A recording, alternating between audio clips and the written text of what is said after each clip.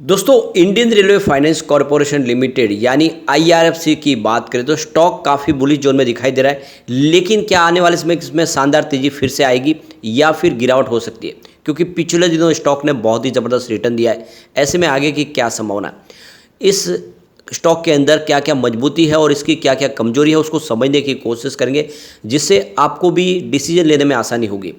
दूसरी तरफ अगर हम आईआरएफसी के अलावा अगर आरबीएनएल की भी बात करें तो यहाँ पर भी स्टॉक ने ज़बरदस्त मल्टीबैगर रिटर्न दिया है। अब इतनी बड़ी तेज़ी के बाद लोगों के मन में सवाल आ रहे हैं कि क्या ये वाकई में आने वाले समय इससे शानदार तेज़ी दिखा सकता है या फिर आने वाले समय फिर भारी गिरावट हो जाएगी।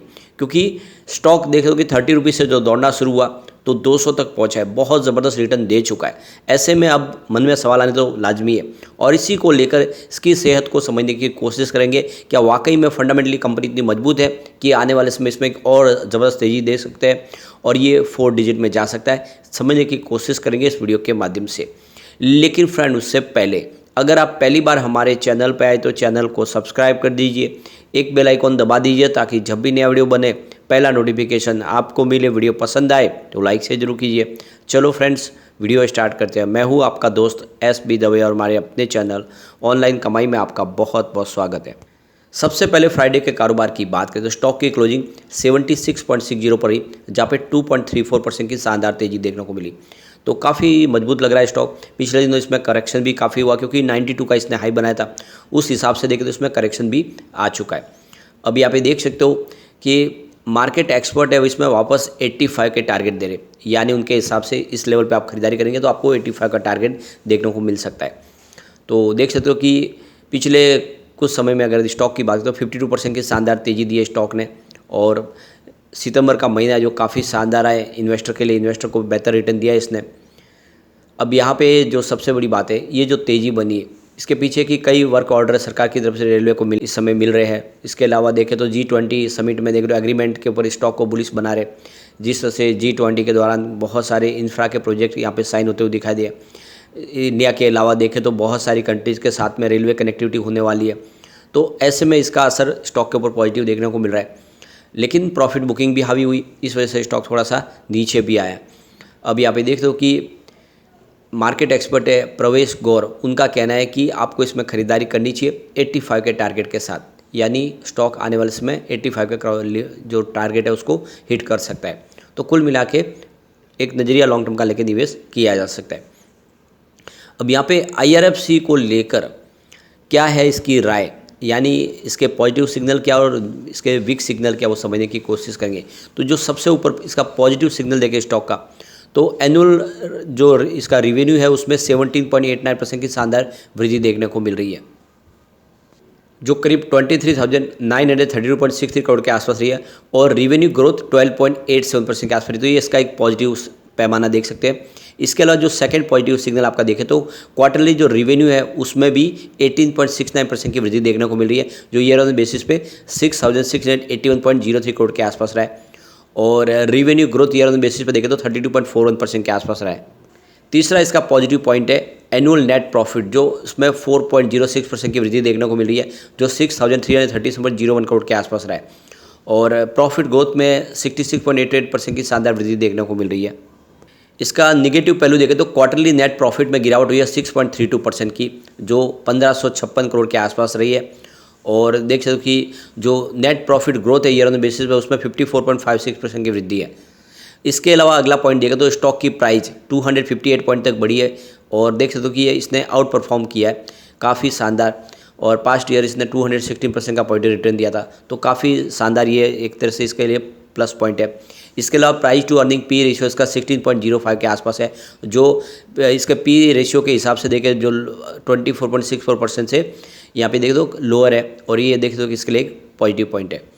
इसके अलावा एक देखें तो डेट टू इक्विटी जो रेशियो है वो इसका निगेटिव यानी 9.21% के आसपास है, जो हायर देन 1% है, तो ये इसके लिए एक निगेटिव पॉइंट है। इसके अलावा अगर आरओई की बात करो तो इसमें जो रेटिंग अब इस समय न्यूट्रल दिखाई देगी, क्योंकि आरओई इसका 13.93% के आसपास है, नॉर्मल एज 10 से लेकर 20% के आसपास रहती है, तो ये इसका एक न्यूट्रल रेटिंग दिखाई देगी आपको। इसके अलावा म्यूचुअल फंड की होल्डिंग कम हुई है, ये भी इसके लिए एक निगेटिव पॉइंट है। इस समय देखें तो 0.77% के आसपास जो होल्डिंग थी इस समय 0.0% के आसपास है ये। और अगली बार देखो तो प्रमोटर होल्डिंग है वो, इसका जो आप सिग्नल देखें तो वो न्यूट्रल बना हुआ है, 86.36% के आसपास है। निकट भविष्य में इसको सरकार को होल्डिंग को कम करना होगा। इसके अलावा इंटरेस्ट कवरेज रेशियो भी देखें तो न्यूट्रल रेटिंग है, 1.36% की है, नॉर्मल रेंज के अंदर ही है, ये 1 से लेके 1.15 के आसपास रहता है। इसके अलावा देखें तो प्रमोटर के जो गिरवी शेयर है वो 0 है, ये एक पॉजिटिव पॉइंट है। तो आप समझ सकते हो इसके प्लस पॉइंट क्या और माइनस पॉइंट क्या है। अब हम चलते हैं रेल विकास निगम लिमिटेड की तरफ। 169 पर क्लोजिंग थी, जहाँ पे 1.93% की तेजी देखने को मिली। अब रेल विकास निगम लिमिटेड के भी पॉजिटिव और निगेटिव नज़रिया देख लेते हैं। तो सबसे पहले अगर आप देखें तो यहाँ पे पॉजिटिव जो नज़रिया सबसे पहला एनुअल रिवेन्यू है उसमें 5.43% की वृद्धि देखने को मिल रही है। जो देख दो कि लास्ट ईयर 21,278 करोड़ रुपीज़ के आसपास था, और देख दो कि रिवेन्यू ग्रोथ में 19.51% की वृद्धि है। सेकंड जो पॉजिटिव पॉइंट है, क्वार्टरली रिवेन्यू में 20.06% की शानदार वृद्धि देखने को मिली है, जो 5,853.18 करोड़ के आसपास रही है। और ईयर ऑन बेसिस पे जो रिवेन्यू ग्रोथ है उसमें 16.42% की अच्छी खासी बढ़त देखने को मिल रही है। तीसरा जो पॉजिटिव पॉइंट है, एनुअल नेट प्रॉफिट में 20.11% की ज़बरदस्त वृद्धि देखने को मिली है, जो 1420 करोड़ के आसपास रहा है। और देख दो कि इसका जो प्रॉफिट ग्रोथ है उसमें 63.85% की वृद्धि देखने को मिल रही है। अगला जो पॉजिटिव पॉइंट है वो है क्वार्टरली नेट प्रॉफिट, जिसमें 15.19% की ईयर ऑन बेसिस पे ज़बरदस्त वृद्धि देखने को मिली है, जो 342 करोड़ के आसपास रहा है। और यहाँ पे ईयर ऑन बेसिस पे जो क्वार्टर ग्रोथ है वो देख सकते हो कि 56.61% के आसपास रही है। अगला पॉजिटिव पॉइंट है स्टॉक प्राइस, 414% का ज़बरदस्त रिटर्न दिया है स्टॉक ने, और ये काफ़ी समय पिछले साल 356% के आसपास था, उस हिसाब से इसने आउट परफॉर्म किया है।